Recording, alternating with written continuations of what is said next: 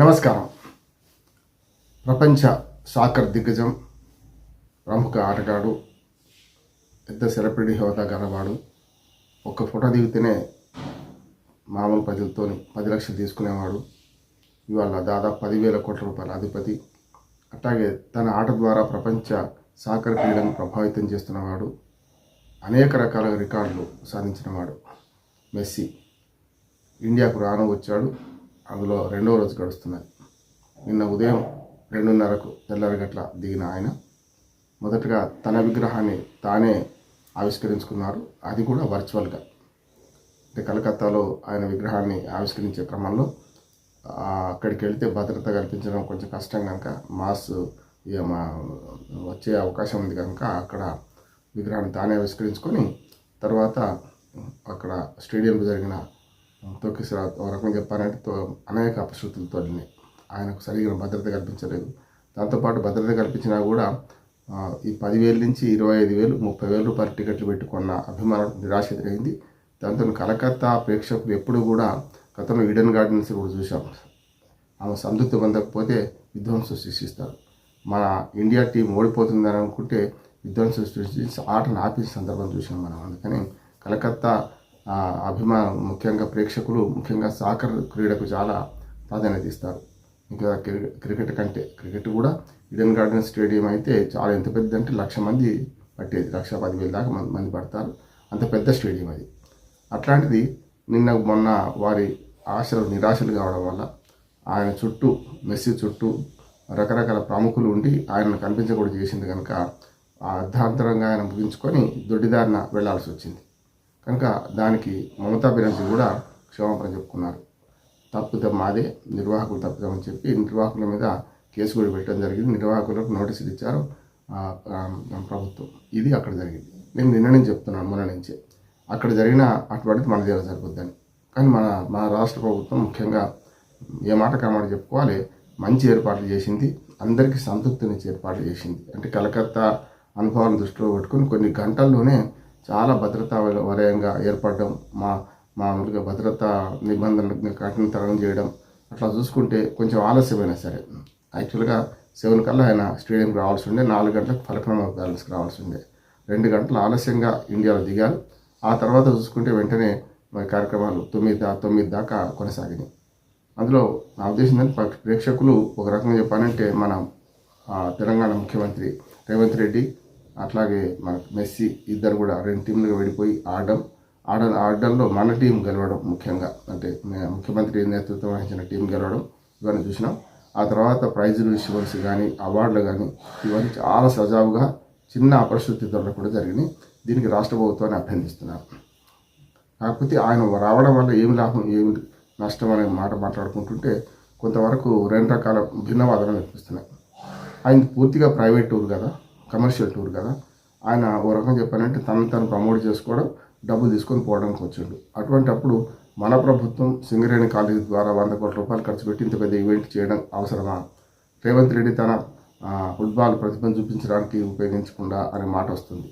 కానీ నేనేమంటున్నానంటే ఏదైనా సరే అప్పుడు ఈ కార్ రేస్ కానీ ఇవాళ దీన్ని కూడా సమర్థిస్తున్నాను. కానీ అదేమో ఈ కార్ రేస్ ఏమో వాళ్ళని ప్రమోట్ చేసుకోవడం, మళ్ళీ మనకు కూడా పెద్ద ఎత్తున 700 కోట్ల రూపాయలు ప్రభుత్వానికి ఆదాయం వచ్చిందని, అట్లాగే 55 కోట్ల రూపాయలు హెచ్ఎంటీ నుంచి రిలీజ్ చేస్తే దాని మీద పెద్ద రాజనాథం చేస్తున్నారు కదా. ఇప్పుడు 100 కోట్ల రూపాయలు ఇవాళ ఈ సాకర్ మన మెస్సీ రావడం, దానికోసం ప్రయత్నం చేయడం కరెక్ట్ కాదు కదా అన్న మాట వస్తున్నది. సరే, దీన్ని లింక్ పెడతారు. ఎందుకంటే మింగ మెతుకులేదు మీసాలకు సంపంగా ఉన్న ఈ 100 కోట్ల రూపాయలు పెడితే సింగరేణి కాంగ్రెస్ వాళ్ళ కార్మికులు ఇల్లు కట్టించేవాళ్ళు, లేకపోతే వాళ్ళ సంక్షేమానికి వినియోగించుకోవడం వాళ్ళు అంటున్నారు. కానీ జనరల్గా కేంద్రమైన రాష్ట్రమైన, కేంద్ర ప్రభుత్వ రంగ సంస్థలైనా రాష్ట్ర ప్రభుత్వ రంగ సంస్థలైనా చాలా వరకు ఏం చేస్తాయంటే క్రికెట్ను ఇతరత్ర ఆటలను ప్రోత్సహిస్తే దానికి ఖర్చు పెడుతుంటారు. దానివల్ల ఏమొస్తుందంటే ఏం రాదు. కాకపోతే ఇప్పుడు ఇండియన్ ఆయిల్, పెట్రోల్ బంక్ వాళ్ళు అడ్వర్టైజ్మెంట్ చేస్తేనే కొంటామా, లేకుంటేదా అంటే కొంటాం. వద్దన్నా మనకు ఉన్నాయి ప్రభుత్వ రంగ సంస్థలు 3-4 ఉన్నాయి. ఇది మన ఇంధన రంగంలో. అట్లాగే ప్రైవేట్ సంస్థలు ఉన్నాయి. వాళ్ళు ప్రచారం చేసుకుంటే చేయొచ్చు, కానీ మన ప్రభుత్వ రంగ సంస్థలు ఎందుకు ప్రచారం చేసుకోవాలనే మాట ఉన్నది. కానీ క్రీడలను ప్రోత్సహించే క్రమంలో ఇది చేస్తున్నామంటారు. కానీ క్రీడలు ప్రోత్సహించే క్రమమా, లేకపోతే ఆ పేరు మీద డబ్బులు ఖర్చు పెట్టి పెద్దగా లాభం రాని రంగమా అనే మాట కూడా ఒకటి వస్తున్నది. ఇక్కడికి వస్తే ఇప్పుడు మన దగ్గర ఈవెంట్ సజావుగా సాగింది. రాత్రి పరక్రమం కలెక్షన్ పడుకున్నారు. పొద్దునే ఆయన ముంబైకి వెళ్ళిపోయారు. ఇప్పుడు ఫస్ట్ ఫ్లైట్ వెళ్ళిపోయాడు కూడా. అందుకని నేను ఏమంటానంటే దీన్ని ఈవెంట్గా చూడాలి. అది బాగా నిర్వహణ బాగా చేసిండ్రు. రెండోది ఏంటంటే ఒక ప్రైవేట్ కార్యక్రమం ఆయన 100 కోట్లు 200 కోట్లు తీసుకుని వెళ్ళే కార్యక్రమం, 10 లక్షల రూపాయలు తీసుకుని ఫోటో దిగే కార్యక్రమం కదా. మరి మనం ఎందుకు ఖర్చు పెట్టాలి? దీన్ని పేదల కోసం ఖర్చు పెడితే బాగుండదా? ఇతరత్ర రకరకాలుగా వాదనలు వస్తున్నా కూడా ఒక ఫుట్బాల్ సాకర్ అనేది ఒక మంచి ఈవెంట్ కనుక అందరికీ స్ఫూర్తినిస్తుందని అన్నారు. కానీ చారిటీ ప్రకారం చేస్తే బాగుండేది కదా. ఒకవేళ నిజంగా చేయదలుచుకుంటే ఒక 10,000 టికెట్లను విద్యార్థులకు లాటరీ తీసి అందరూ పాల్గొనని చెప్పి 15 ఏళ్ళ 20 16 ఏళ్ళ ఒక లిమిట్ పెట్టి హై స్కూల్ పిల్లల కాలేజీ పిల్లల అని పెట్టి వాళ్ళకు స్ఫూర్తి కలిగించేటట్టయితే ఒక చారిటీ షో లాగా పెడితే ఎట్లా ఉంటుండే. అసలు ఆయన మనకు లాభం కలిగించాలి కానీ మనం ఆయనకు లాభం కలిగించి పంపుతున్నాం కదా అనే మాట కూడా వస్తున్నది. ఇవన్నీ విమర్శలు, ప్రతి విమర్శలు ఎప్పుడు ఉంటాయి. హాస్టల్ పిల్లల మరణాలకు, హాస్టల్ పిల్లలకు మనకు ఆహార కల్తీ విషయంలో నిన్న అస్వస్థత పాల్గొనడం, ఇవన్నీ దాన్ని కలుపుతున్నారు. ఇప్పుడు కూడా ప్రతిపక్షం ఎప్పుడు ఈ ప్రభుత్వం చేసే పనులు తప్పంటాయి. ప్రభుత్వం ఏమో వాళ్ళు చేసింది తప్పంటారు, మేము చేసింది కరెక్ట్ అంటారు. కనుక ఆ వాదనలు పక్కన పెడితే ఒక మంచి ఈవెంట్ జరిగింది, ఒక మంచి స్ఫూర్తిగా నిలిచింది.